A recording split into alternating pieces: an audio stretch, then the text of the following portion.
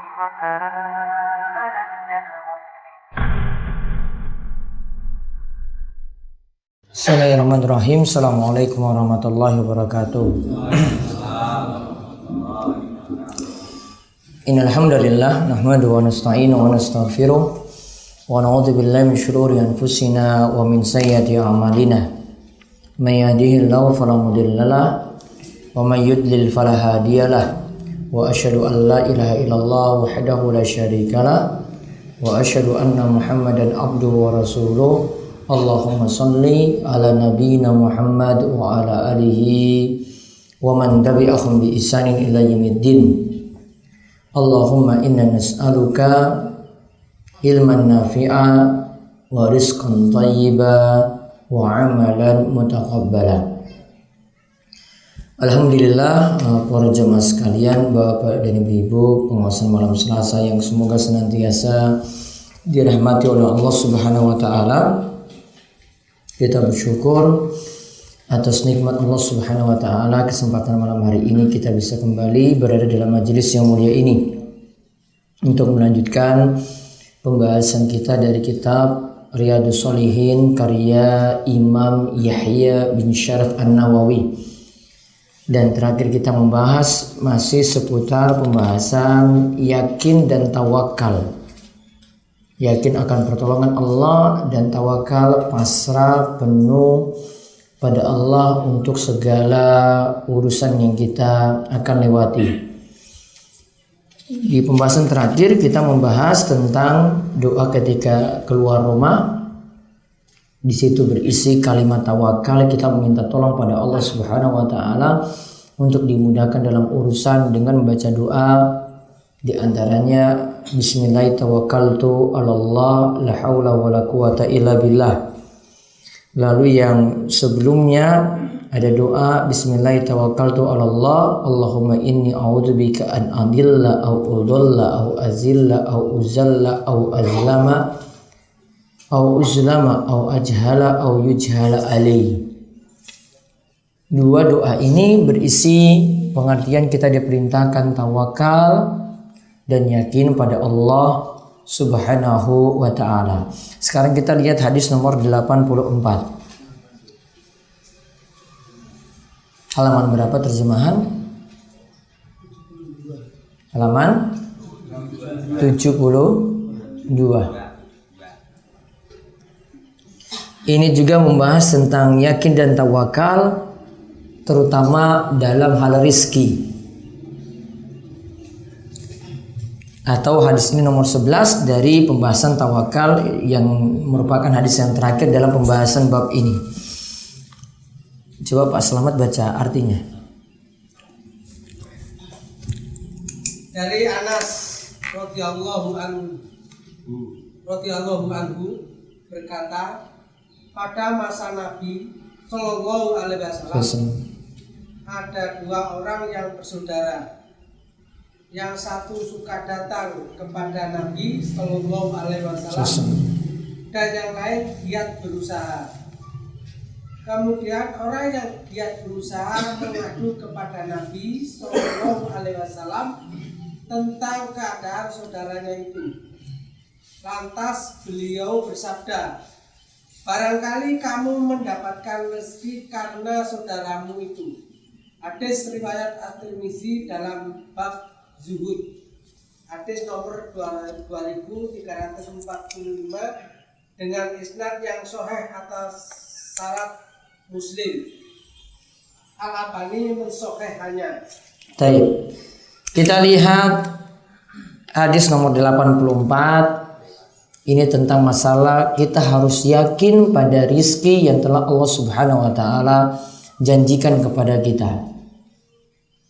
Anas mengatakan ada dua orang saudara di masa Nabi SAW.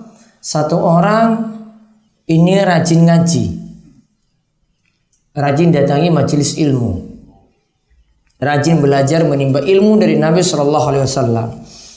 Kemudian yang lainnya ini rajin kerja. Namun masalahnya yang kerja ini seolah-olah protes pada Nabi SAW. Dia katakan pada Nabi, fasaka al-muhtarif. Orang yang rajin kerja tadi, yang rajin usaha tadi, dia katakan pada Nabi SAW, mengadukan saudaranya tadi, ini kok cuma belajar saja, sedangkan saya ini mesti kerja. Namun orang ini bisnisnya atau usahanya itu lancar. Namun dia pokoknya komentar, lihat saudaranya cuma belajar saja. Kemudian Nabi SAW memberikan jawaban seperti ini, la'allaka turzaku bih. Boleh jadi engkau itu dapat rizki itu gara-gara saudaramu. Boleh jadi engkau itu dapat rizki itu gara-gara saudaramu. Yang tadi hadis yang katakan bahwasanya dia datang pada Nabi SAW, ya'tin Nabiya SAW, biasa mendatangi Nabi. Kata Syekh Salim bin Id al-Hilali, beliau katakan orang ini yang pertama tadi ini biasanya datang pada Nabi SAW menimba ilmu, pelajari masalah hukum-hukum din, pelajari masalah-masalah hukum agama, atau bahasa kita sebut orang yang pertama tadi itu rajin ngaji.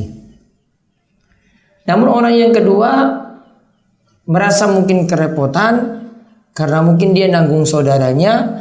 Kemudian dia protes pada Nabi SAW, saudara saya itu cuma ngaji saja. Kemudian Nabi SAW katakan, la'allaka turzaku bihi. Boleh jadi engkau dapat rizki itu karena sebab saudaramu tadi yang rajin ngaji. Maka kaitannya dengan yakin dan tawakal yang bisa kita ambil dari hadis ini, orang yang tadi rajin menuntut ilmu, tadi punya rasa yakin dan tawakal yang besar pada Allah Subhanahu wa taala. Sehingga dia juga tetap terus dapat rizki.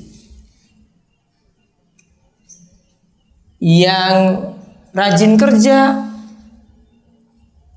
ini kok malah merasa bahwasanya dengan dia kerja seolah-olah rizkinya tidak dijamin. Maka dia bertanya pada atau meminta pada Nabi SAW memberikan nasihat.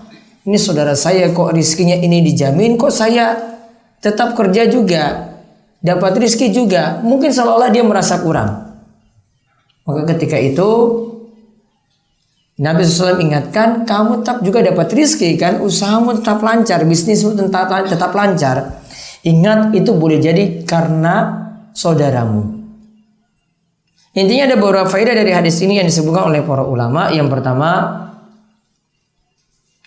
orang yang konsen untuk belajar ilmu agama, untuk menjaga syariat, maka Allah akan selalu jamin rizkinya. Orang yang belajar agama, orang yang ngaji, itu akan selalu dijamin rizkinya.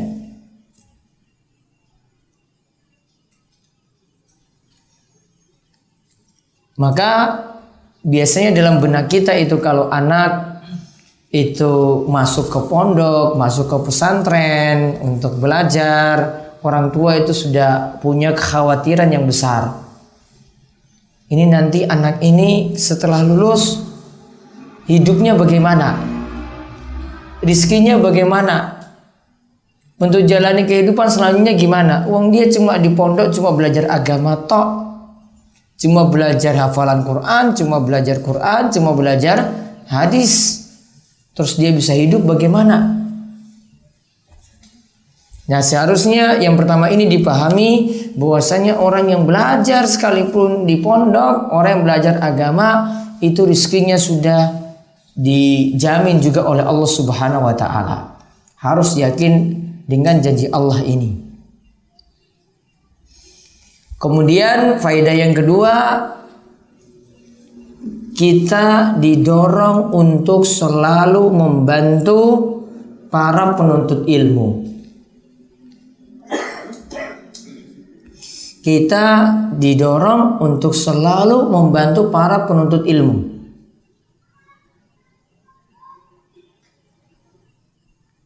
Artinya mungkin di antara mereka juga konsen karena konsen belajar, tidak sempat untuk punya pekerjaan yang khusus, maka baiknya yang di luar pesantren tadi, yang di luar majelis tadi, itu baiknya membantu untuk disokong atau didukung ekonominya tadi. Karena mereka punya manfaat yang besar untuk umat, agama tetap terjaga. Ada yang tetap kerja memang, namun kerjanya ya cuma pas-pasan saja penghasilannya, tidak bisa menunjang kehidupan yang sebenarnya. Maka intinya diperintahkan bagi kita berdasarkan hadis ini, bahkan dijamin rizki nantinya, kita bisa membantu orang-orang yang belajar agama semacam itu, yang konsen belajar agama. Kemudian faedah yang ketiga lagi, boleh jadi seorang itu dijamin rizki karena sebab orang lain yang dia tanggung. Boleh jadi seorang itu mendapatkan rizki dari orang lain yang ia tanggung.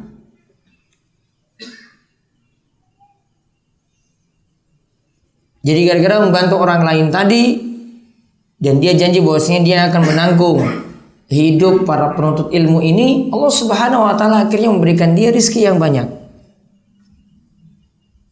Jadi jangan dia merasa bahwasanya saya itu kurang terus.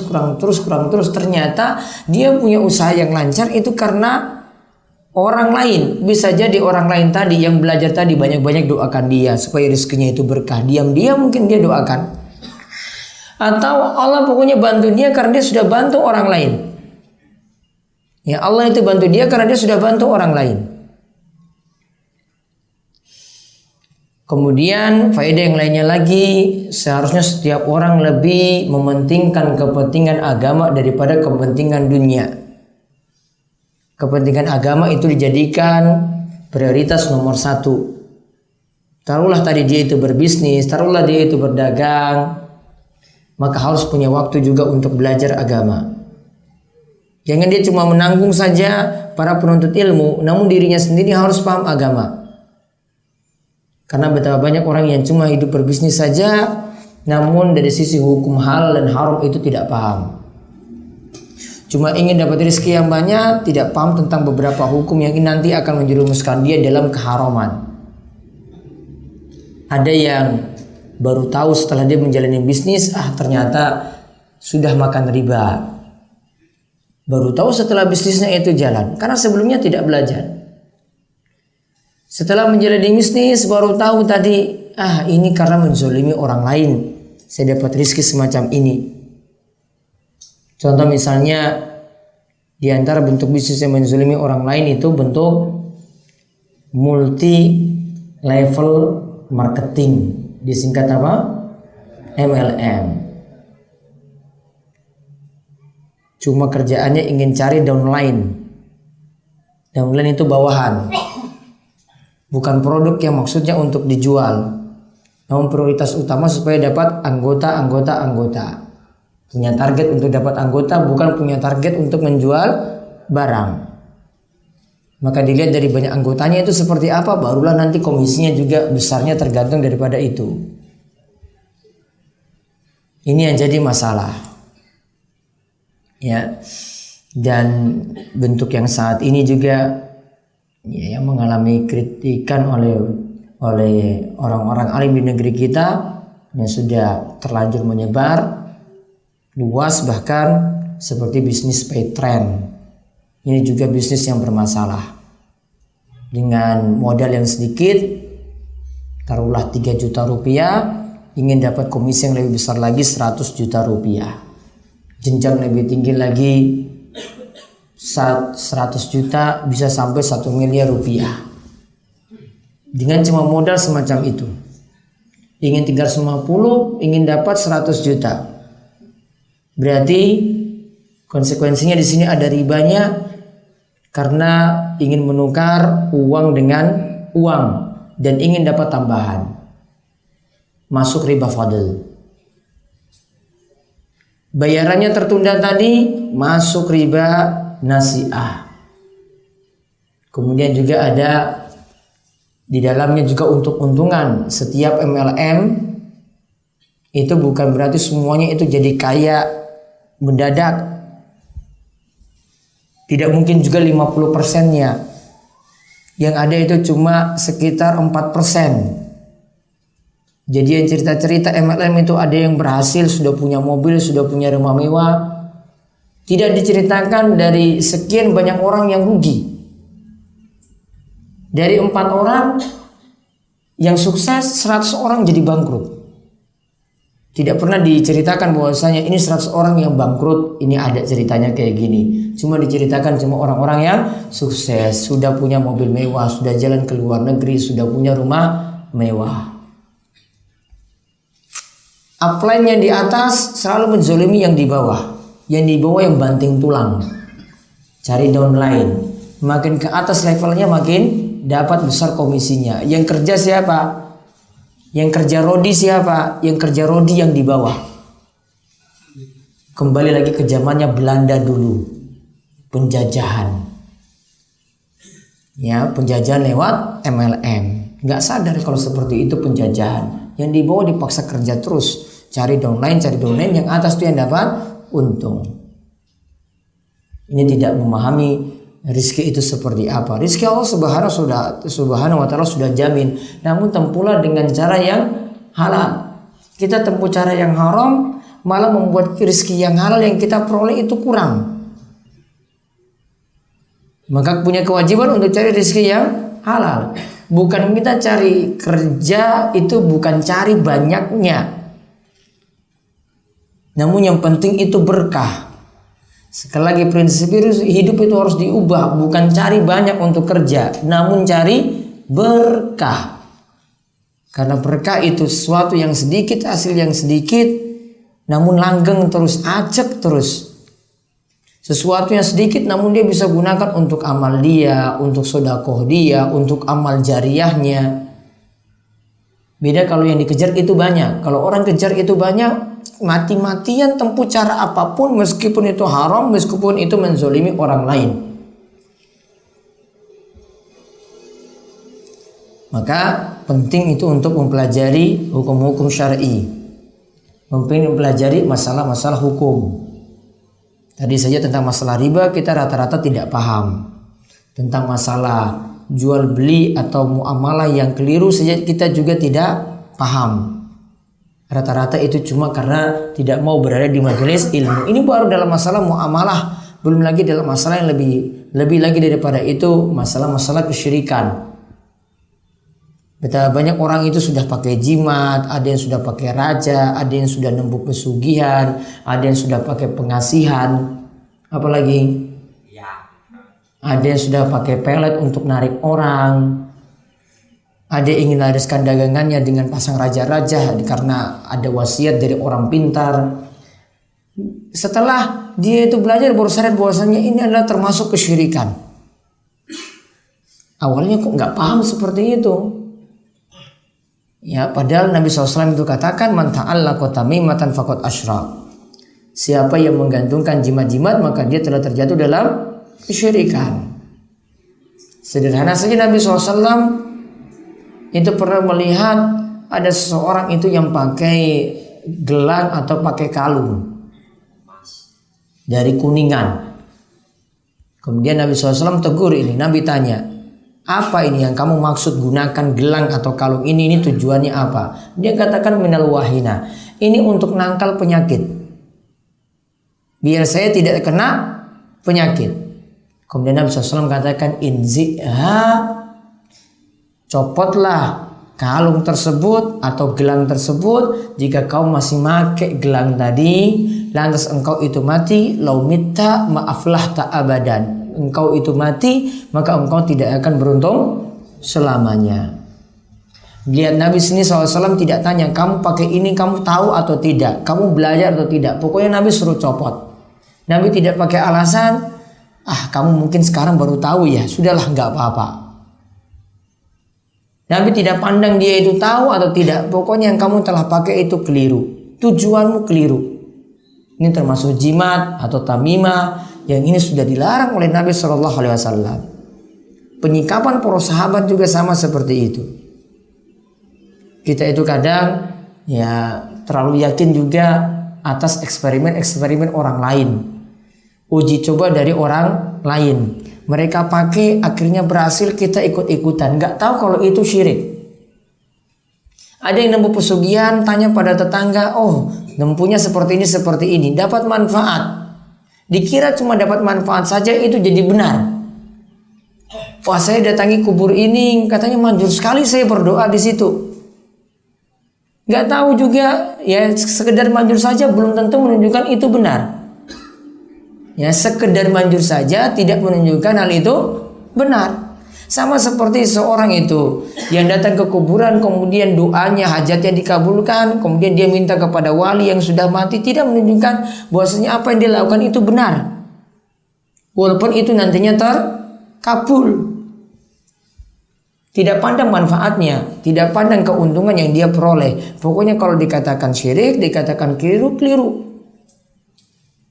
Maka Syekh Muhammad bin Abdul Wahab dalam kitab Tauhid itu pernah menyimpulkan suatu pembahasan yang namanya syirik tetap syirik walaupun orang bilang itu ada manfaat.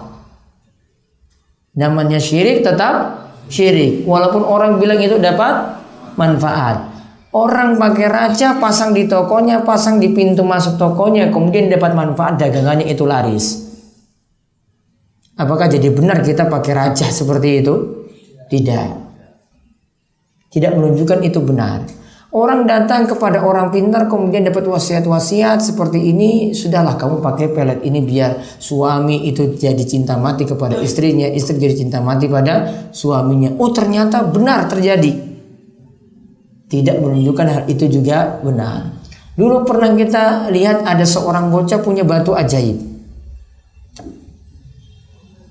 Apa dulu? Pernah dengar? Berita TV. Namanya siapa? Menari. Dengan batu ajaib orang bisa sembuh. Gak tahu kan itu eksperimen dari mana bisa menyembuhkan penyakit, dalilnya dari mana kok bisa terjadi seperti itu. Pokoknya asal sudah sembuh, orang yakin bahwasanya itu benar. Akhirnya orang itu berdatangan di situ. Ingat kaidahnya tadi, sesuatu tetap syirik, ya dihukumi syirik walaupun itu ada manfaat. Ini kaidah penting itu, ingat baik-baik. Sesuatu tetap disebut syirik, kalau sudah salah tetap disebut syirik walaupun nanti mendatangkan manfaat, ada keuntungan, ada khasyat, ada keistimewaan tidak dipandang sama sekali. Syirik tetap syirik. Maka kembali ke pembahasan ini tadi, itu penting untuk mengkaji agama seperti itu. Yang haram jadi jelas, jadi paham. Yang syirik juga jadi paham. Beda kalau orang itu tidak pernah mementingkan agama. Yang haram sudahlah saya tempuh saja nggak apa-apa, yang penting dapat keuntungan yang banyak. Yang syirik itu nggak apa-apa ditempuh saja, yang penting saya dapat keuntungan dunia. Orang nggak pernah mementingkan agama seperti itu jadinya. Akhirnya terjatuh dalam, kalau tadi baru sekedar haram ini dosa. Kalau tidak, kalau syirik keluar dari Islam. Ya, kalau terjatuh dalam syirik, orang itu langsung keluar dari Islam. Kata Nabi SAW, siapa yang bertemu dengan Allah dalam keadaan berbuat syirik kepada Allah, maka dia masuk neraka. Dan siapa yang berjumpa dengan Allah dalam keadaan tidak berbuat syirik, maka dia masuk surga. Patokannya jelas sekali. Nabi cuma membedakan syirik atau tidak.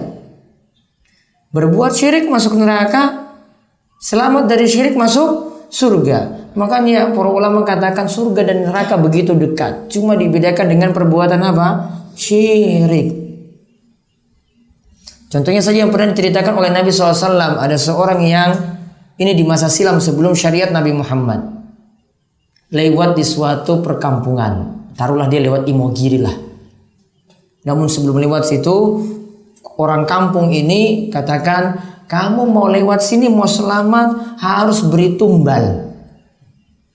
Paham tumbal ya? Ya. Ya. Harus beri tumbal. Maka orang pertama lewat. Kemudian penduduk kampung ini bilang, kamu harus beri tumbal walaupun seekor zubab, walaupun seekor lalat. Namun para ulama katakan ini bukan sekedar lalat saja. Pokoknya binatang yang terbang-terbang hingga kita terus pergi lagi. Nah, binatang-binatang seperti itu namanya zubab. Berarti masuk di situ bukan hanya lalat, apa saja lagi? Nyamuk masuk dan seterusnya. Ketika mau lewat kampung itu, dia diperintah tadi, sembelihlah sesuatu, kurbankanlah sesuatu walaupun seekor lalat. Dan syariat sebelum Nabi Muhammad, pokoknya kalau disuruh seperti itu, dahulu namanya paksaan, tidak pakai melihat hati. Kalau di zaman kita, misalnya kita disuruh untuk berbuat sesuatu dengan paksa dan diancam bunuh, kamu katakan bahwasanya Tuhan saya itu adalah Yesus. Dipaksa ketika itu diancam bunuh. Kalau di syariat Nabi Muhammad, selama hatinya masih tenang di atas iman, maka dia tidak kafir. Namun dulu syariat sebelum Nabi Muhammad tidak dianggap seperti itu. Tidak pandang hatinya. Pokoknya kamu harus lakukan. Maka ketika itu orang ini akhirnya penuhi permintaannya. Dia ingin selamat. Dia akhirnya menyembelih seekor lalat. Artinya ada sesaji yang diberikan walaupun cuma satu ekor lalat saja. Bukan kepala kerbau, bukan kepala sapi, bukan kepala kambing. Namun apa? Lalat.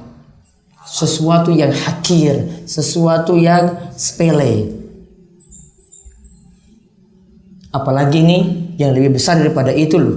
Ini lalat gak punya nilai. Kalau sapi, berapa kepalanya? Kepalanya berapa? Mahal. Kak kerbau lebih mahal lagi. Ada di bawahnya kambing. Cuma dicontohkan di sini dengan lalat saja. Dia penuhi permintaan itu, kemudian Nabi SAW katakan orang itu masuk neraka. Lantaran apa? Menyajikan satu ekor lalat biar bisa melewati kampung itu. Orang kedua lewat. Kemudian diminta lagi untuk berikan sesaji walaupun satu ekor lalat. Dia enggan, dia enggak mau. Kemudian ketika itu lehernya ditebas, mati. Nabi SAW katakan dia masuk surga. Patokannya cuma apa di sini? Satu dengan lalat masuk neraka, satunya lagi dengan lalat tidak mau penuhi, dia masuk surga. Surga dan neraka begitu dekat, cuma dibedakan dengan satu menyembelih lalat, satu sesaji lalat, satunya tidak. Perbedaannya cuma pada perbuatan syirik saja. Maka kalau orang nggak pernah belajar itu akhirnya seperti itu. Pesugihannya mestaf jalan, yang lebih kecil daripada itu ada jimat. Jimat itu macam-macam. Ada jimat itu yang berupa keris. Namun kalau keris cuma pajangan saja nggak yakin punya isi-isi yang penting. Karena keris itu ada yang punya isi juga kan. Kalau ada isinya itu lebih mahal. Jual sekalian dengan isinya. Artinya isinya itu ada makhluk gaibnya. Lebih mahal. Punya kesaktian lebih mahal. Ada yang jimat berupa sabuk. Ada nggak sabuk? Ada. Ada yang berupa gelang. Ada yang berupa kalung. Anting juga ada. Lanang pakai anting. Antingnya jimat. Oh, zaman modern banyak. Jangan preman kayak gitu jimatnya. Ada yang sepele yang pernah terjadi di masa Hudzaifah, ketika Hudzaifah ingatkan tentang jimat. Ada yang cuma pakai benang saja. Ya, cuma pakai benang. Ini bukan gelang, bukan kalung, namun cuma benang. Benang artinya sesuatu yang tipis. Namun diyakini ini untuk menangkal ain yang ada pada unta. Ain kita kenal dengan apa? Sawan. Karena dulu di masa jahiliyah, untuk menyelamatkan unta biar tidak penyakit, tidak kena penyakit, biasanya dipakaikan sesuatu. Tali dari busur panah dipakai, biar untanya nggak kena apa-apa. Unta diurus, coba lihat. Orang Arab sangat sayang unta berarti. Unta diurus biar tidak kena penyakit tadi. Alias biar tidak kena santet.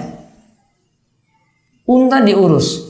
Kalau sekarang di zaman kita rumah yang diurus, biar rumah itu tidak ada penangkalnya, biar tidak dimasukkan roh jahat, biar tidak kena santet. Akhirnya dipasang jimat-jimat keliling rumah. Kadang bukan itu, namun biar selamat satu pendukuhan atau satu desa, dipasang jimat atau sesuatu yang sangat penting sekali dipasang di pojok-pojok desa.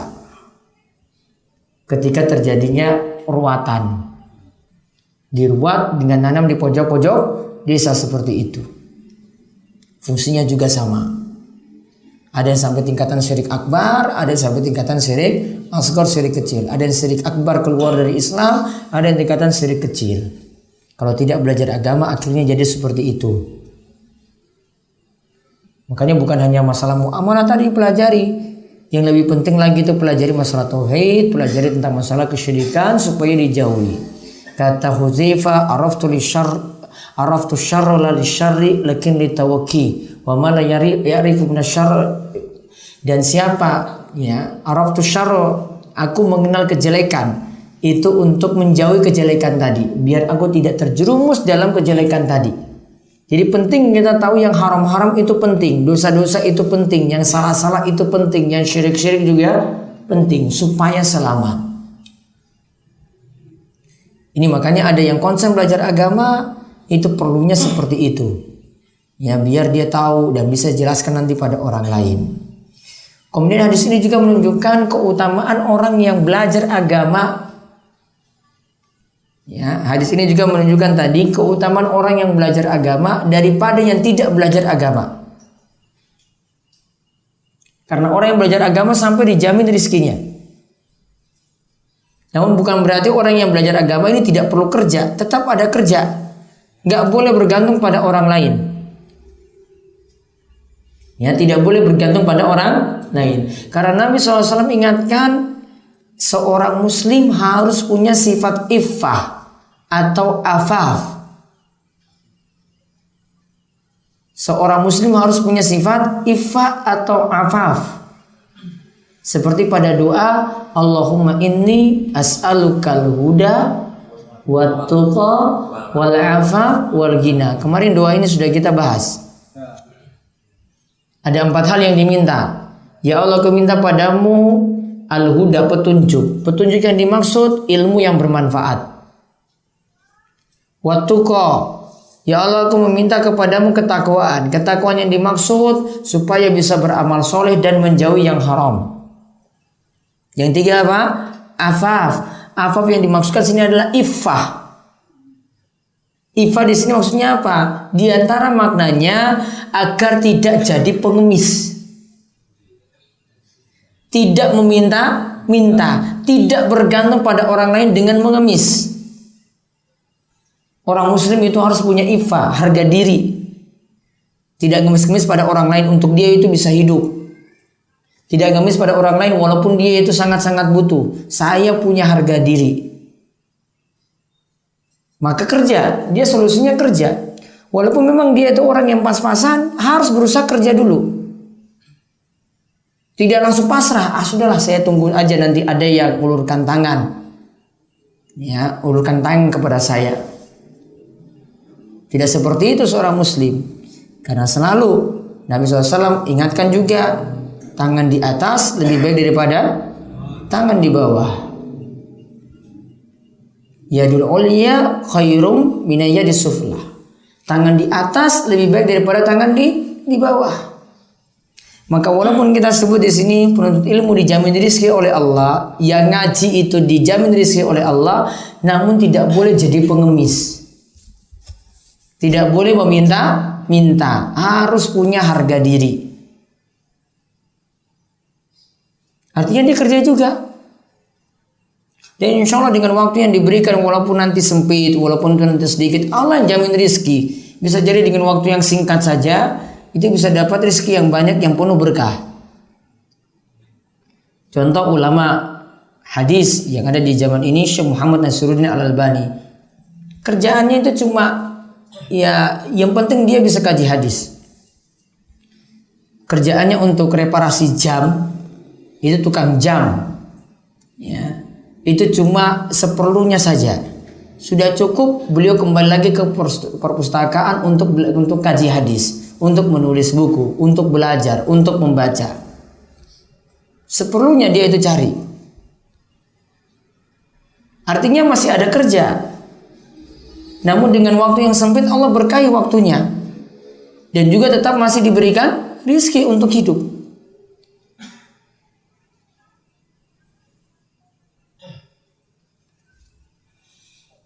Kemudian faedah yang lainnya lagi, karena tadi orang yang pertama itu mengadukan pada Nabi SAW tentang keadaan orang yang kedua yang cuma ngaji. Orang yang pertama ini yang cuma ngaji. Orang yang kedua ngadukan, yang ini cuma ngaji saja. Kok dia dapat rezeki terus? Nah, ternyata yang orang kedua ini yang nanggung. Ya, ternyata bisnisnya juga lancar. Maka ada faedah, boleh seseorang itu mengadukan suatu perkara kepada orang lain. Boleh seorang itu mengadukan suatu perkara kepada orang yang berilmu, minta nasihat, minta saran, minta fatwa. Seperti itu dibolehkan. Dan sekali lagi kaitannya dengan yakin dan tawakal. Ya, hadis ini mengajarkan orang yang menuntut ilmu itu punya yakin dan tawakal yang besar, makanya dapat rizki. Sehingga kesimpulan yang paling utama dari hadis ini, untuk dapat rizki modal paling utama adalah yakin dan tawakal. Untuk dapat rizki modal paling utama adalah yakin dan tawakal. Karena orang yang tawakal akan selalu dibukakan jalan keluar dan selalu diberikan kecukupan. Wa may yatawakkal 'alallahi fahuwa hasbuh. Siapa yang bertawakal kepada Allah, maka Allah yang nanti akan memberikan kecukupan.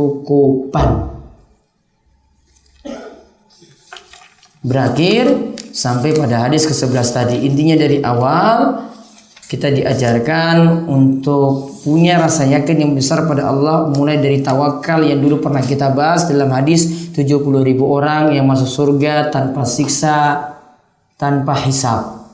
Modal paling utama adalah tawakal, yakin penuh pada Allah.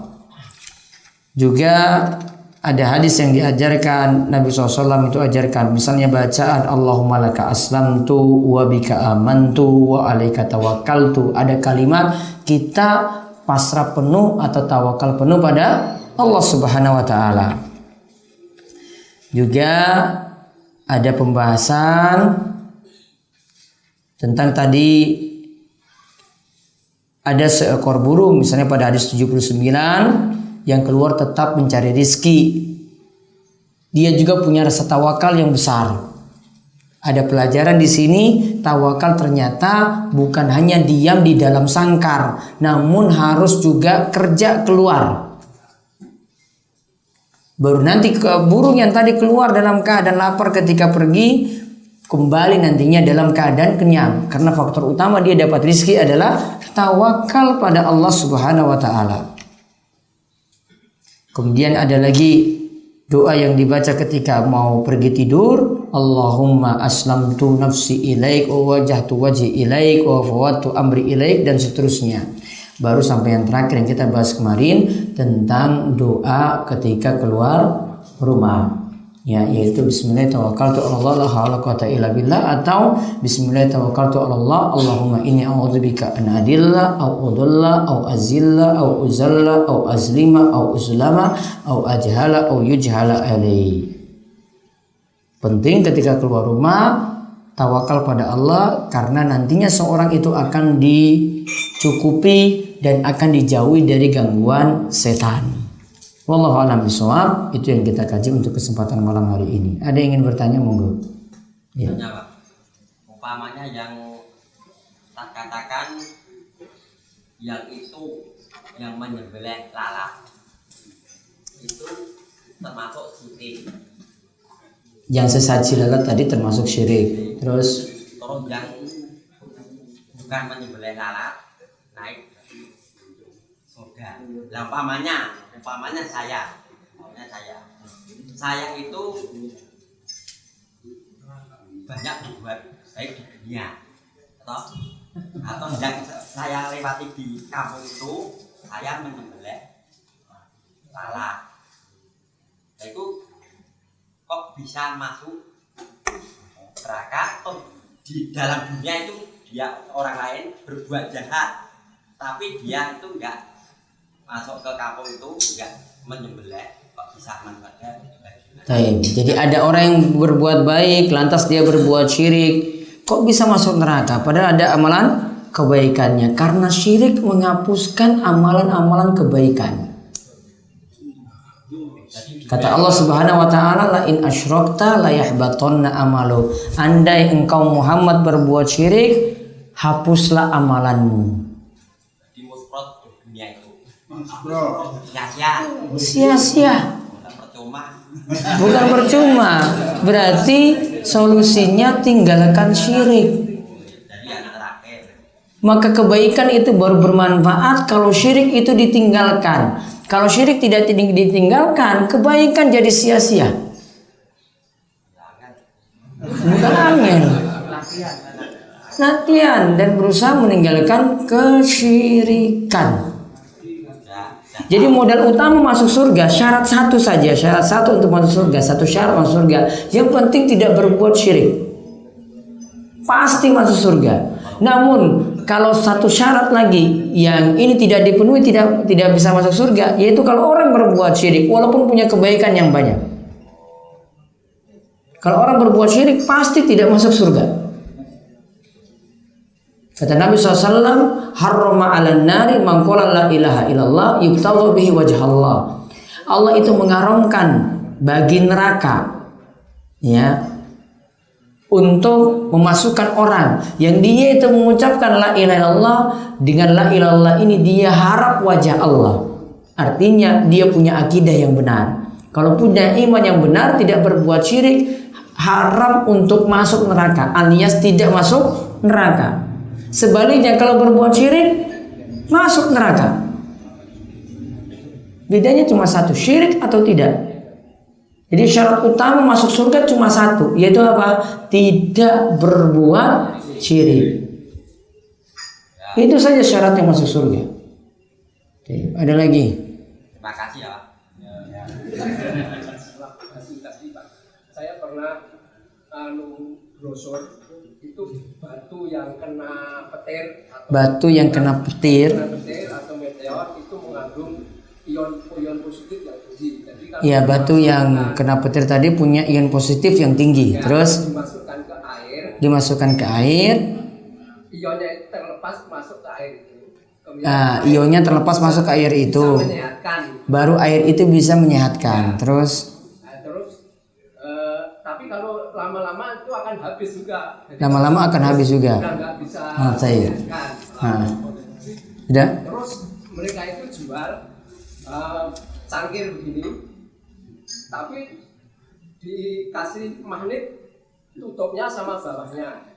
Magnet itu kalau ada garis medan magnetnya, kalau diputar, dilepas itu terputus, katanya itu timbul ion positif itu. Ya, terus? Itu tiruan gitu, bisa diminum untuk menyehatkan. Nah, itu bisa. Tapi meyakininya bukan karena jimatnya itu, tapi ion-ionnya itu bisa menyehatkan, seperti aqua segala macam itu kan prosesnya cuma disetrum dengan listrik yang terganti. Nah, ini harus kita mengklaim bahwasanya nanti minuman ini jadi punya khasiat, baiknya ada eksperimen atau penelitian lebih ilmiah lagi.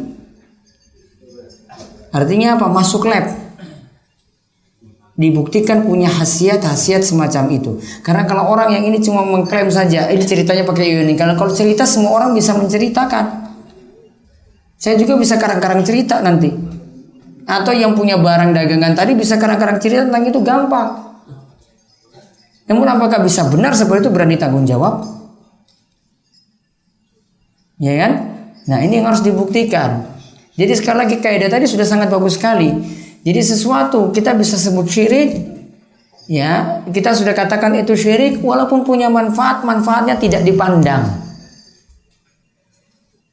Dan yang kedua, taruhlah dalam masalah pengobatan, Bapak Ibu sekalian, pengobatan yang perlu diperhatikan, taruhlah sebabnya sudah benar. Namun kalau kita bergantung pada sebab ini, bukan bergantung pada Allah, itu sudah masalah lagi. Bukti kalau kita tidak bergantung pada Allah adalah terlalu yakin, terlalu pasrahkan penuh sembuhnya penyakit kita itu pada ini, atau sehatnya kita pada ini. Padahal yang beri kita sehat itu Allah, yang menyembuhkan penyakit kita juga Allah. Tawakal kita jadi kurang. Padahal kemarin kita sudah sebutkan 70.000 orang kemarin yang masuk surga tanpa hisab. Syarat mutlaknya apa? Syarat utamanya apa? Tawakal. Berobat boleh, namun harus ada tawakal pada Allah. Itu hati-hati di situ. Ya, ini harus diingat hukum ini, yaitu boleh ambil sebab namun tetap pasrahkan pada Allah. Namun pertama kali lihat dulu sebabnya itu benar enggak. Jangan-jangan cuma sekedar klaim. Tidak ada bukti ilmiah. Pon? Baik, ada lagi. Ya. Umpamanya saya meminum obat. Jenengan minum obat, ya, terus Hati saya itu berkata, saya minum obat dengan pertolongan Allah, mudah-mudahan diberikan kesembuhan. Kira-kira begitu, itu betul atau tidak? betul. Jadi obat tadi cuma sebagai perantara, ambil sebab. Namun kita berdoa pada Allah, ya Allah, mudah-mudahan dengan minum obat ini, ya saya bisa sembuh. Kita sudah ambil sebab yang benar, tinggal pasrahkan pada Allah. Seperti itulah yang dituntut ketika minum obat. Pasrahkan pada Allah, Allah yang menyembuhkan. Obat cuma jadi sebab atau perantara. Dan lagi Kaitannya dengan pelaksanaan sholat Jumat. kaitannya dengan pelaksanaan sholat Jumat. Ya, ini saya pernah ngalamin, jadi di satu tempat itu ada sholat Jumat itu sudah waktunya hampir berakhir, lain-lainnya sudah pada koma, itu belum dimulai. Akhirnya khotib itu ada sendiri, baru naik mimbar. Nah, kemudian dilaksanakannya khotbah. Setelah itu nanti yang itu baru pada datang makmumnya atau pendengarnya itu. Baru nanti setelah selesai. Ya, pertanyaannya. Nah, pertanyaan itu hukumnya bagaimana? Pertama. Jadi khotib jadi muazin, terus naik mimbar, turun lagi jadi iqomah. Iqomah nanti ada orang lain. Ya, terus yang kedua, jumlah jamaah sholat Jumat itu kan hanya di bawah 10 itu hukumnya sah. khutbah Jumat yang hadir di bawah 10 hukumnya sah ataukah tidak? Para ulama punya beda pendapat dalam hal ini. Ada yang syaratkan 40, ada yang syaratkan itu 12, ada yang syaratkan pokoknya minimal itu seperti sholat berjamaah. Pendapat yang tepat tidak disyaratkan 40, 12 masih boleh juga. Kenapa masih boleh? Pernah suatu saat terjadi, Nabi SAW itu pernah khutbah Jumat, jamaah yang hadir itu sudah banyak. Kemudian ketika itu datang pedagang dari Syam, tiba-tiba mampir ke masjid situ. Kemudian akhirnya orang-orang yang sedang mendengar khutbah Jumat kemudian keluar. Sisalah 12 orang. Jadi tadi yang jumlahnya itu banyak, sisalah 12 orang yang akhirnya mendengar khutbah Jumat ketika itu. Barulah ketika itu turun ayat tentang sholat Jumat atau tentang khutbah Jumat yang orang-orang itu meninggalkan Nabi Sallallahu Alaihi Wasallam. Padahal Allah Subhanahu Wa Taala itu katakan yang namanya khutbah Jumat, mendengar khutbah Jumat itu lebih utama daripada minal lahwi wa minat tijarah, lebih utama daripada permainan-permainan, daripada perdagangan tadi. Namun orang-orang pergi mau melihat barang dagangan tadi, akhirnya bubar, sisa 12 jamaah. Ini jadi dalil 12 boleh. Boleh nggak kurang dari itu? Jawabannya juga masih dibolehkan. Ya, yang tepat kalau memenuhi sholat berjamaah maka boleh digunakan untuk sholat Jumat. Terus yang pertama tadi? Yang pertama tadi seorang khotib itu dia azan sendiri. Khotib azan sendiri kemudian naik mimbar, ya kan? Nah, kalau seperti itu khutbah Jumatnya masih tetap sah. Ya, namun ini keterlaluan, masa tidak ada muazin gitu ya. Ya pasti kan ada yang sholat juga kan. Ya harusnya ada bagi-bagi tugas gitu. Masa diborong semua sama satu orang. Itu ada jamaah yang suruh adzan gitu kan. Itu tinggal pendidikannya untuk itu. Ya, masih.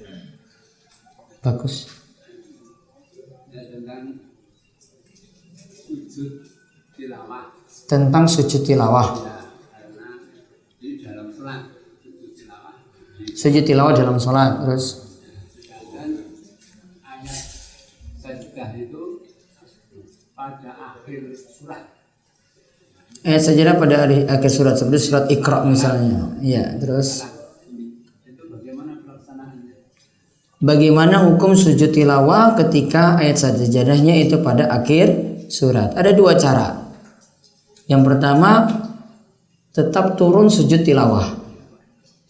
Lalu ketika itu bangkit lagi berdiri, lanjutkan lagi dengan baca surat berikutnya. Surat berikutnya setelah Al-Alaq yaitu Inna anzalnahu fi lailatul qadr. Baca itu. Ya, atau dia baca surat lain lah. Ada bacaan lagi dia baca. Itu yang pertama. Pilihan yang kedua, langsung ruko tanpa sujud. Kenapa langsung ruko? Karena keadaannya sama-sama turun. Ya, dia ruko dengan maksud atau dengan tujuan saya nggak memilih sujud tilawah, namun saya langsung ruko. Langsung ruko, lakukan gerakan yang lainnya sama seperti itu. Boleh. Tinggal pilih yang mana saja, dua-duanya boleh. Tidak langsung sujud dulu kalau cara yang kedua. Dia sujud, itu untuk cara yang pertama. Dia sujud, bangkit lagi, lanjutkan lagi surat.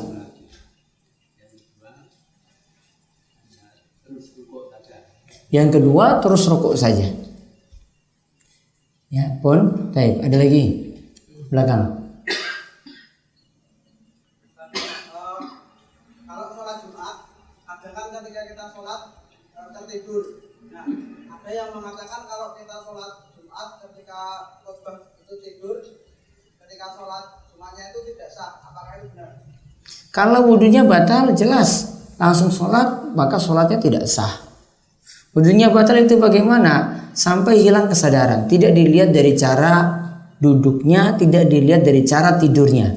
Pokoknya kalau hilang kesadaran, pas digugah, pas dibangunkan itu sudah nggak sadar apa-apa, oh berarti sudah tidur nyenyak. Biasanya kalau yang masih sadar-sadar, disentuh sedikit sudah kaget bangun langsung berdiri.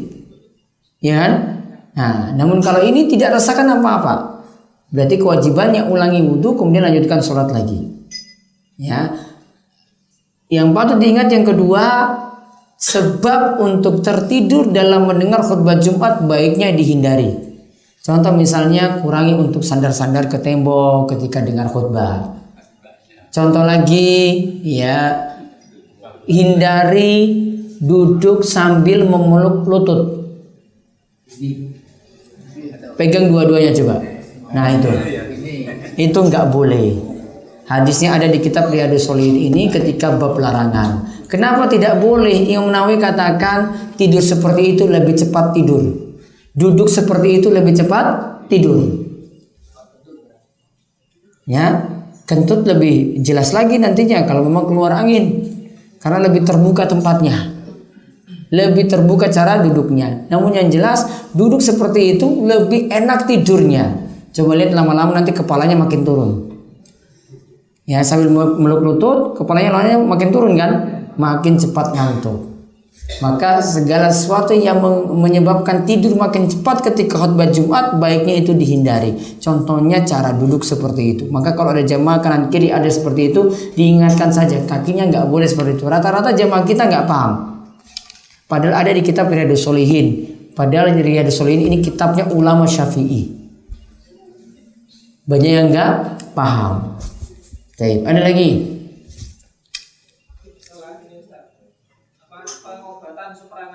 Pengobatan supranatural. Kan kadang promosinya gini, sama seperti yang ditanyakan sama Bapak tadi, sama seperti minum obat, tapi nanti yang nyembuhin Allah itu tadi. Ada yang mempromosikan seperti itu, sama halnya kamu beli obat, kamilah anunya yang perantaranya apa kayak juga manusia misalnya. Kita beli obat, Allah nanti yang menyembuhkan. Sekarang lihat dulu obatnya ini benar obat enggak? Ya, obatnya benar obat enggak? Obatnya benar terbukti atau tidak? Karena semua nanti bisa mengklaim. Contoh sekarang ada gelang-gelang, elektromagnet, macam-macam. Bentuk-bentuknya ada cincin misalnya. Taruhlah pakai seperti itu, terus yakin Allah yang menyembuhkan. Wong cari sebabnya saja tidak terbukti. Makanya Cara mencari sebab ada 3 di sini yang patut diingat kata Syekh Abdurrahman bin Nasir As-Sa'di. Yang pertama, cari sebab harus terbukti ada dalil atau ada eksperimen. Cari sebab harus terbukti ada dalil atau ada eksperimen. Kalau tidak ada dalil, tidak ada eksperimen, berarti sudah masalah. Tadi obat tadi dibuktikan dulu ilmiah enggak? Nah, cuma baca brosurnya saja belum tentu. Ya, jangan terlalu percaya, jangan cuma klaim dari pihak produser saja. Sama dengan kalau kita minum apa. Nah, belum tentu, ini gak meyakinkan sekali seperti itu. Kemudian yang kedua, sebab sudah diambil, tawakal pada Allah setelah itu. Kemudian yang ketiga, jika sebab sudah diambil juga, harus yakin besarnya pengaruh cuma Allah yang tentukan. Besarnya pengaruh dari obat ini cuma Allah yang tentukan. Kalau pertama sudah salah, maka selanjutnya sudah tidak bisa diikuti lagi. Kalau pertama tidak ada dalil, tidak ada penelitian ilmiah, maka tidak bisa dipakai sebagai sebab. Contoh, orang yang pakai kalung tadi untuk jimat, ya, dia yakin Allah yang nanti menyembuhkan ini. Namun dari cari sebab saja, sebabnya sudah tidak terbukti ilmiah. Apa dalilnya dengan cuma pakai gelang tadi bisa menangkal penyakit? Ada bukti juga nggak dari eksperimen ilmiah atau bukti-bukti penelitian ilmiah? Ada bukti dari lab macam-macam seperti itu. Kalau tidak ada, berarti pakai gelang, pakai kalung semacam ini sudah masalah. Sudah terjatuh dalam syirik. Pon, dari sini. Mengenai bab sholat, bagaimana hukumnya jika kita mengingatkan imam yang ketika sholat maghrib itu terjadi hujan, lalu kita mengingatkan untuk berjamaah, tapi imam tersebut tidak mau. Kita ingatkan imam untuk menjamak sholat ketika hujan. Hujannya bagaimana dulu? Deras. Mungkin yang pertama imam belum paham. Jenengan baru ingatkan sekali, imam belum tentu mau. Wong dia nggak pernah ngaji. Ya, itu rata-rata seperti itu. Imam kita rata-rata itu nggak paham. Ya, maka kalau diingatkan satu kali nggak mau, ya berarti harus kasih buku, harus kasih penjelasan terus. Kemudian yang kedua, menjamak seperti ini hukumnya sunnah, nggak wajib. Kalau imam putuskan nggak dijamak, ya sudah nggak dijamak, terima saja. Ya, manut pada imam. Jamaah tidak boleh buat jamak sholat sendiri ketika hujan. Ini harus manut pada imam. Intinya harus sampaikan baik-baik, kemudian berikan alasan-alasan kayak gini. Hujan deras terlalu memberatkan kami untuk balik lagi. Maka kalau imam sudah paham mau menerima, ya maka pasti nanti bisa dilaksanakan. Rata-rata itu karena belum paham saja. Terus. Ini untuk masalah sholat, kalau seorang wanita pada waktu azan itu tidak segera menunaikan sholat. Wanita ketika sudah azan tidak langsung menunaikan sholat. Ya, tapi setelah itu dia dapat bulanan. Setelah itu malah datang bulan. Misalnya sholat zuhur, ya langsung dapat datang bulan ketika itu. Padahal sudah masuk waktu zuhur. Terus Kan antara misalkan azan zuhur itu jam 12, kemudian dia tidak segera sholat, jam 1 dia dapat bulanan. Itu hukum yang 1 jam itu kewajiban sholatnya bagaimana itu? jadi dikodok ataukah tidak? Ya, sholat ini dikodok ataukah tidak? Dia jam 12 sudah dengar azan zuhur, jam 1 datang bulan dan belum sempat sholat zuhur. Apakah ketika itu harus dikodok ataukah tidak? Ingat, untuk perempuan tidak mesti mengerjakan sholat ya harus di awal waktu, tidak. Di awal waktu punya sunnah, tidak sampai wajib. Yang wajib sini adalah bapak-bapak, kerjakan sholat di awal waktu di masjid berjamaah. Kalau perempuan tidak seperti itu. Sehingga tentang masalah ini para ulama beda pendapat. Yang paling tepat seperti pendapat Ibnu Taimiyah, dia belum masuk berarti. Artinya belum dikenakan kewajiban karena dia belum melaksanakan sebenarnya. Maka seperti tidak kena sama sekali kewajiban sholat, alias sholatnya tidak diqadha. Hal ini, kasus macam ini pernah terjadi di zaman para sahabat. Namun kasus ini tidak pernah dikatakan sholatnya nanti diqadha nanti ketika suci. Maka solusinya adalah sudah dijalani haidnya terus saja sampai nanti ketika sudah suci, tidak ada qadha sama sekali. Ini yang pendapat paling kuat dalam masalah ini. Terakhir ada.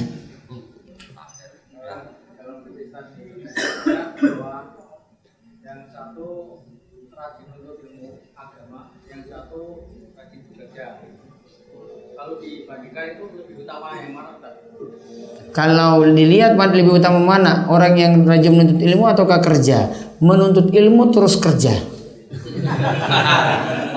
Itu yang paling utama. Gak mungkin bergantung pada orang lain, dia juga dapat keutamaan. Baik. Saya sholat, saya kan ketinggalan 2 rakaat. Sebelah jenengan ketinggalan 2 rakaat. Terus ketika jam nambah 1 rakaat, apakah boleh saya mengingatkan? Harus diingatkan. Dia cuma nambah 1 rakaat akhirnya. Tapi saya sudah selesai sholat. Iya. Boleh. Nanti diingatkan ketika dia sudah selesai sholat juga. Pak, jenengan kurang 1 rakaat. Waktu sholat, apakah boleh saya mengingatkan? Nggak perlu. Apakah perlu ingatkan subhanallah? Nggak perlu. Tunggu selesai saja. Siapa tahu dia itu mengungkapkan alasan juga. Mungkin kita yang lupa, dia sudah hitung juga. Ternyata kita yang salah hitung. Ayat awal, saya baru masuk. Dia bermasuk. Ya. Mungkin ada alasan apa? Mungkin dia sholat maghrib ketika itu lagi di kotor, lagi di waktu isya. Beda niat, macam-macam kan bisa jadi pertimbangan. Tapi itu saja untuk kesempatan malam hari ini, mudah-mudahan bermanfaat. Dan insya Allah kita lanjut lagi nanti pada pertemuan pekan depan. Dan untuk di Serunggo besok ada seperti biasa. Ya itu saja, kita tutup, kalian doa kafaratul majelis. Monggo. Subhanakallahumma bihamdika asyhadu an la ilaha illa anta astaghfiruka wa atubu ilaik. Assalamualaikum warahmatullahi wabarakatuh.